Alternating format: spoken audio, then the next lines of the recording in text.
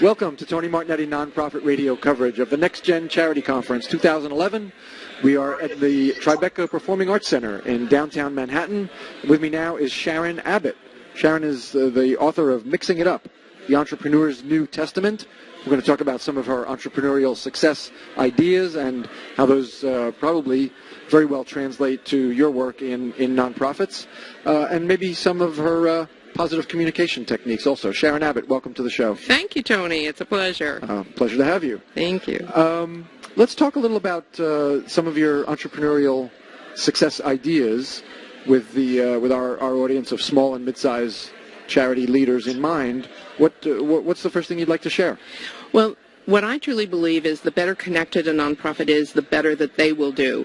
I taught entrepreneur skills for over 20 years to small business owners, and I would bring in a nonprofit to every group that I had. And at one time, I had 22 different groups with 20 to 24 people in every group to teach people how to be philanthropic, to teach them to give back to their community. And what I found is the skills that the entrepreneurs needed were the same as the nonprofits needed. Sure. So I taught them how to get out in the community, how to get volunteers to work with them, how to engage other people so that they didn't have to do all the work, and how they brought in a board of directors who was more proactive rather than a board of directors by name.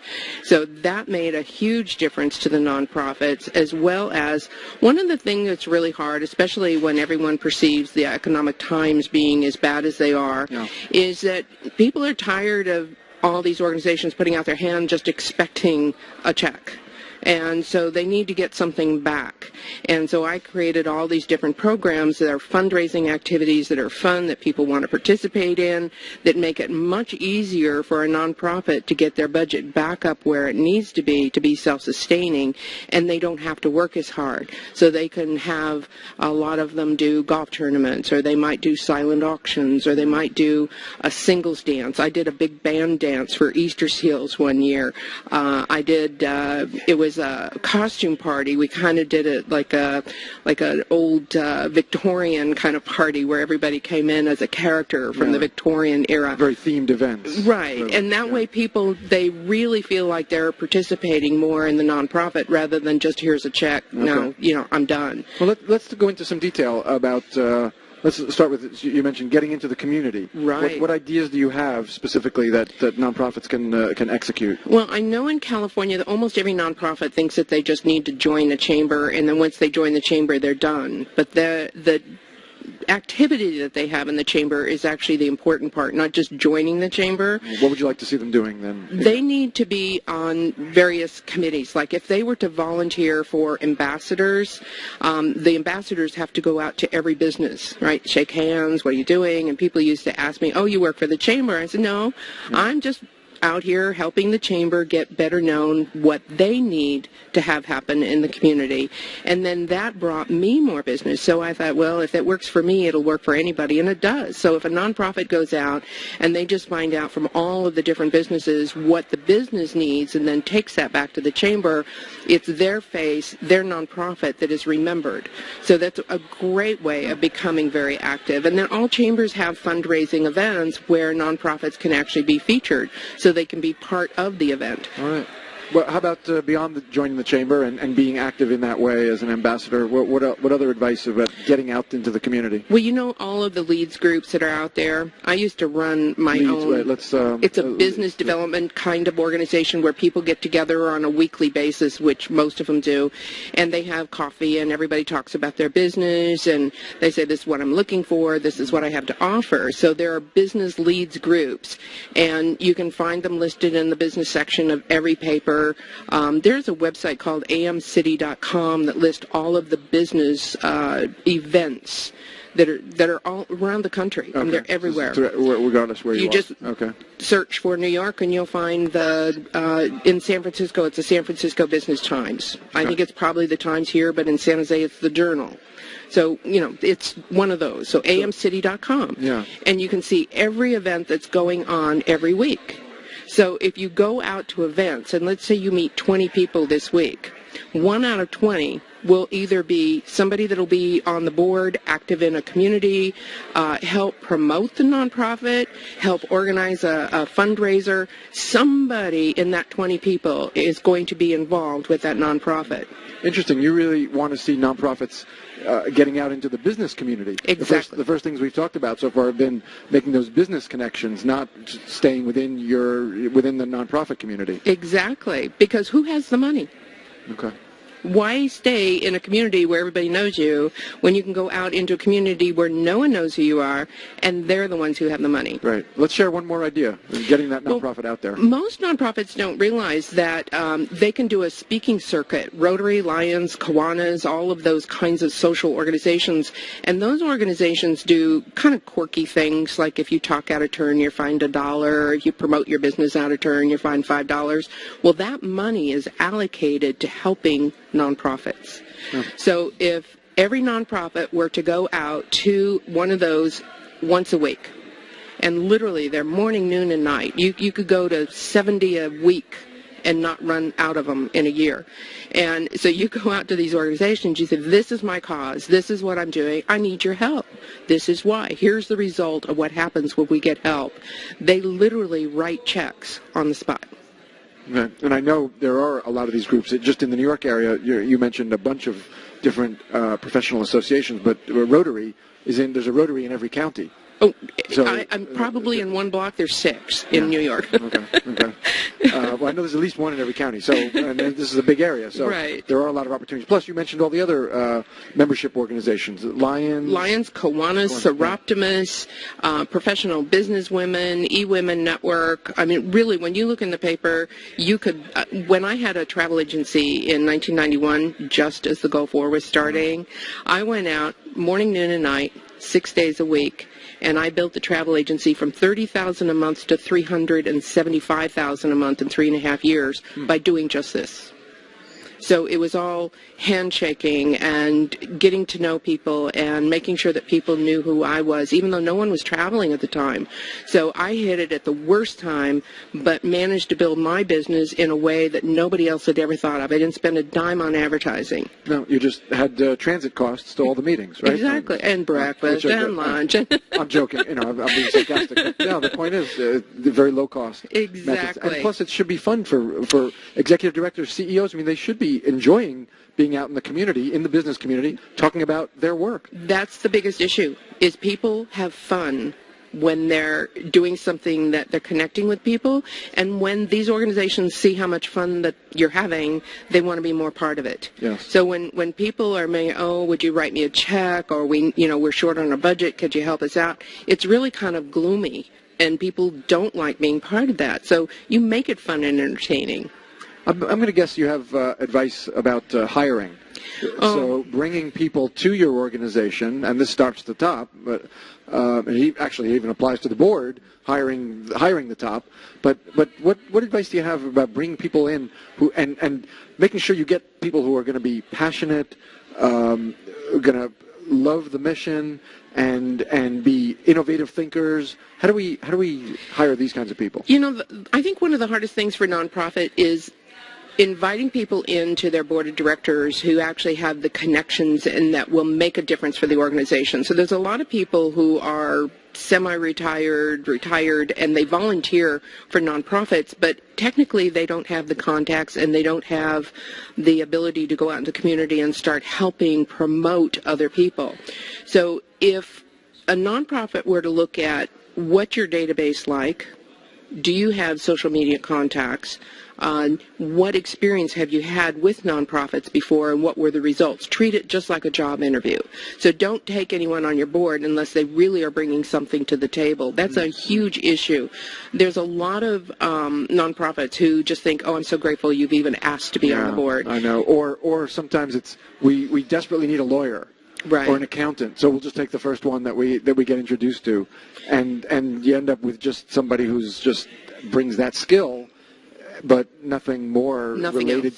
to your important charitable work. And they might think that they save $10,000 a year on legal costs, but they lose $100,000 a year by not having the right person connected with a nonprofit. So that's really important that they look at what is the cost effectiveness of what a person is bringing to their nonprofit organization. Yeah. All right, so that's excellent for board recruitment. How about hiring employees within the organization? What do you like to see CEOs and executive directors doing? I have been speaking where people are unemployed for over 20 years, and I am surprised because I have a little blank card and I have them write on there, what would I like to do most of anything now that I don't have a job? Right. And I would say 20% say that they want to work with a nonprofit in any fashion. Some even say they'll work for free just so that they can be part of that community and giving back. When a nonprofit is looking for an executive director, that person better be a networker. They better be the handshaker. They need to be up to date on technology, open-minded, trying different fundraising concepts instead of the same old thing. Because what worked 5 years ago does not even come close to working today. Yeah. And so they have to always be on top of what the technology is. We heard this morning how text messaging is so important because the 30-year-olds are now not opening email, and even 10% of everybody in the world only opens their email. Was that Aria Finger who was talking about texting to? Exactly. Yeah, I just had her as a guest before you came on, and was talking about actually 15 and 16-year-olds, motivating them. And she said, get them where they are. Text. Right. Sending 4,200 messages a month for 16-year-old girls or something. Yeah. Right, exactly. So, that's what keeping up with technology will do for someone is always looking at what else can they do. Most nonprofits don't have a blog. That's a big mistake because that... Who in the nonprofit do you like to see doing that blog? In the name of the executive director? It should be in the name of the executive director because that builds the relationship with the person who has the most visibility in the community and the most visibility and able to make decisions for the nonprofit. Because a lot of times you can have someone else write it in the office, but it should be in the name of the executive director. Okay. Let's talk a little more about hiring. Now, we've talked about the board, what the board should be looking for in the executive director. What should the executive director be doing to make sure that he or she is hiring the right people that are going to be supporting? Well, I think the skill set is going to depend on how much the nonprofit is doing in the community. So if it's just administrative work, that's one thing. That's easy to do. But the biggest give back in a nonprofit is the person who has that innovative ability to figure out how they can use technology, how they can reach out into the community, draw more people in. There's so many different things. Like, most people don't realize that you can actually go to a restaurant and say, I have an event coming up in 30 days, and almost every restaurant will say, because you're a nonprofit, I'll donate a lunch. Right? And then what I would do is I would package 12 lunches and have it lunch for a year and auction it off, and just simple little things like that. If you have people who are willing to go out into the community and do things like that, the payback, that employee ends up paying for their own salary. And when we're in the hiring process, how do we make sure we're getting somebody like that in our... The questions, I think, would be, how do you feel about being out in the business community? Are you comfortable picking up the phone and talking to people you don't know? What would you do in a situation where we need to create a new event? What would you suggest? How would we go about creating an event? And see how people are creative or not. There's also facial recognition techniques. And I teach a course, it's called About Face, and it actually helps me figure out what your face tells me about how to communicate with you, but also how well you communicate with other people. So someone who has a larger bottom lip is a good listener.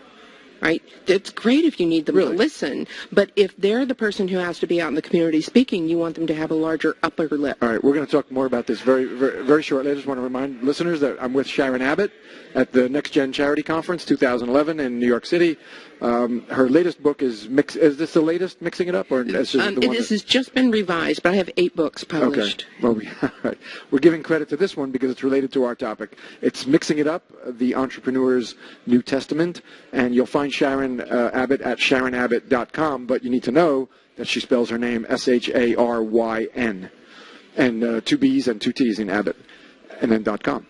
So I should have just spelled the whole thing out instead of B's. It's Sharon, and then an A, and then at the end there's 2 T's, and then after the A there's 2 B's. Very clear. How do we know? Yeah, I've botched it totally. No, SharonAbbott.com. Someone who's a good listener has a larger lower lip. How does that? Why is that true? Well, back in Aristotle's time in the 14th century, he began this whole study. It's called physiognomy. And Judge Jones in 1935, Ed Jones in Chicago, started looking at people who were presented to him in his courtroom, and he kept a log. And he would go, guilty, not guilty, guilty, not guilty. And according to the jury's findings, he was 90% accurate based on looking at someone's face. So I took that information and I thought, wait a minute, what if we could use this for communication styling? So if I look at you, I know that you like it when people get to the point. You want people that's based on Are your... you looking at me now, right? Yeah, I'm looking at you, Tony. Right okay.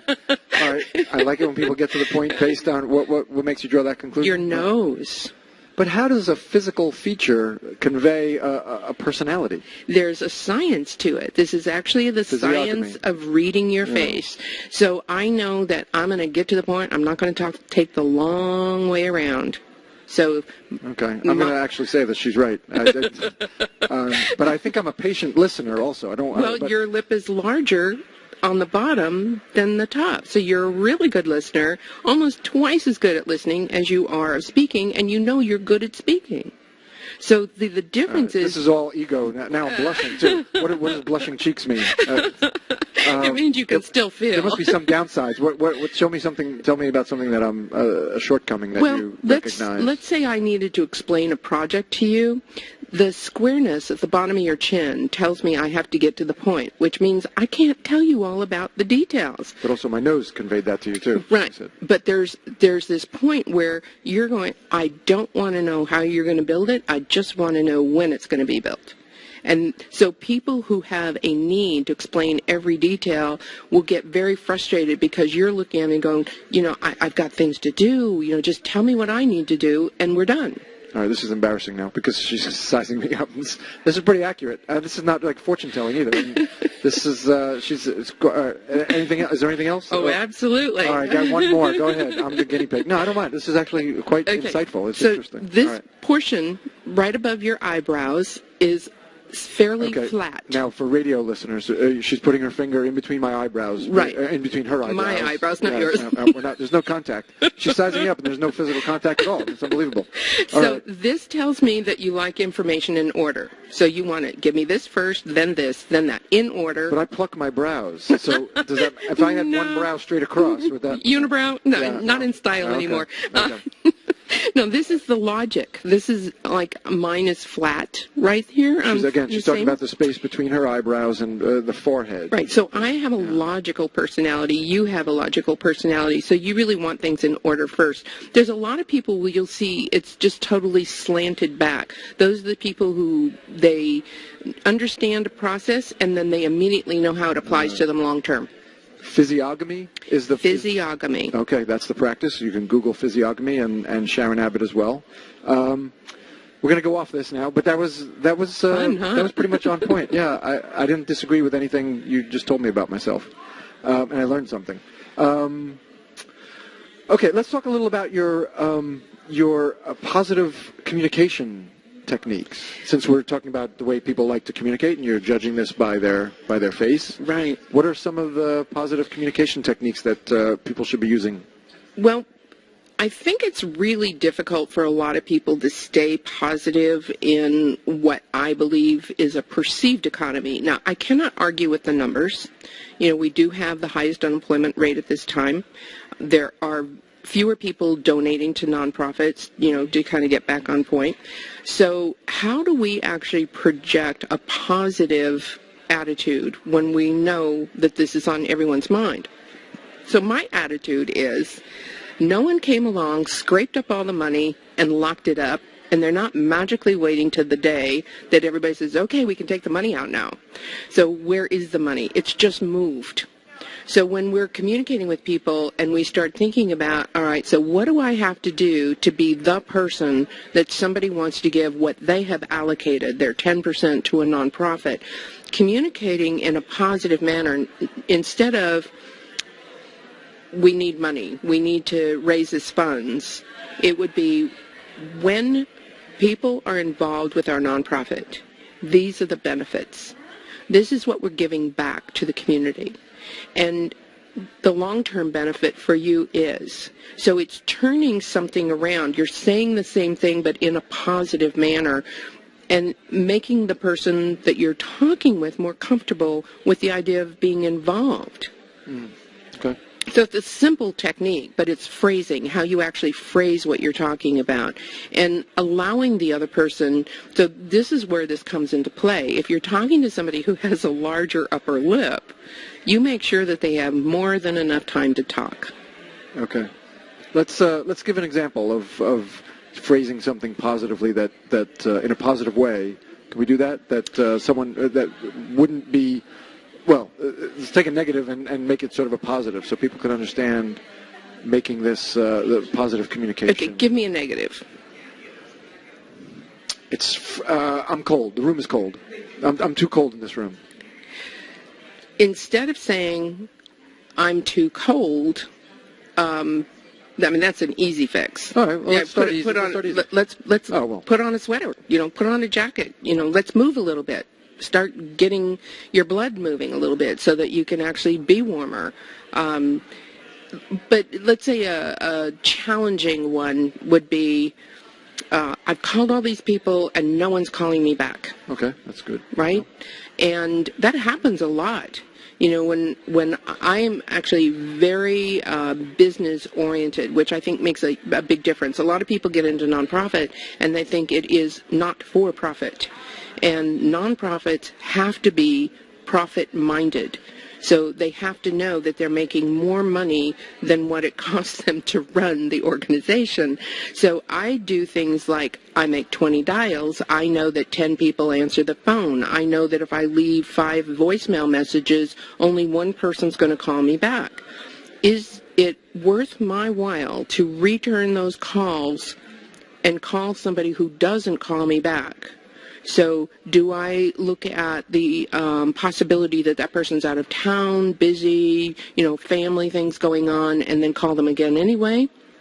So my rule of thumb is you take a situation where somebody says, nobody's calling me back, I don't know what to do, and then they get into that funk. So how do you turn it around? Right. So what I found is that for every organization, there is a time of day, a day of the week that has the best return. So if I call on Monday morning at 9 o'clock, I'm not likely to get the right people to answer the phone because they're setting up their week, they've got their sales meetings, whatever is going on.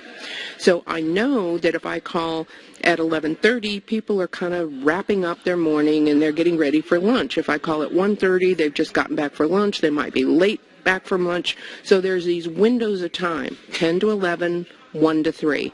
And I know that Monday's not the best day and Friday's not the best day. So if I make my calls Tuesday, Wednesday, and Thursday, then I'm going to have a much better ratio. If I can improve my ratios even 10%, then I improve my bottom line. So why not treat a business like a nonprofit as a true business and actually track what we're doing, having results, so that we know that if this isn't working, we have to shift and start doing something else. So most people keep doing the same thing over and over again, and it drives them crazy, right? The definition of insanity. But they don't ever realize all they have to do is shift what it is that they're doing so that they end up having better results. We have to stop there.